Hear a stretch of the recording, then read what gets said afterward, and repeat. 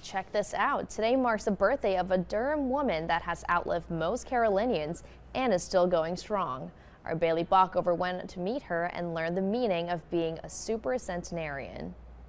I'm here at the First Baptist Church in Warsaw, where Catherine Ferrell is celebrating her 111th birthday. An incredible number of years for such an incredible lady with a long history of well living. Don't let the age fool you. Catherine Ferrell may be 111 years old, but she is still vibrant and thoughtful.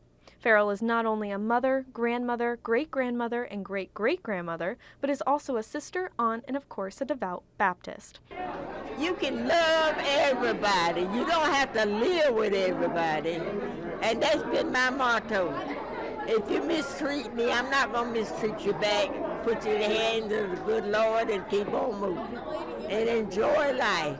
That's right. Her grandson, Jawan Taylor, says he aspires to live his life just like her. But my grandmother is how old, and I'm how old. So that meant my grandmother had to be like in her 70s, driving a 15-passenger van, picking up children from church, from various neighborhoods, from the shelter, you name it, she was doing it, and I found myself doing the same thing. Throughout her life, Mrs. Ferrell was a part of the most remarkable world achievements, including many challenges and conditions of American history. When asked what the #1 thing she wants people to know about her, Ferrell says, That I love everybody. I may not love what they do, but I love everybody. Miss Ferrell's life is full of memories, love, and of course loss, but her allegiance to church, enjoying good food, and staying true to her heart have always been her principles for a good and very long life. Taylor says his grandmother is one amazing woman whom he looks up to. So everything that I see and I've learned from her about this day is that her character, her morals, her values, her belief, it has really shown to be true.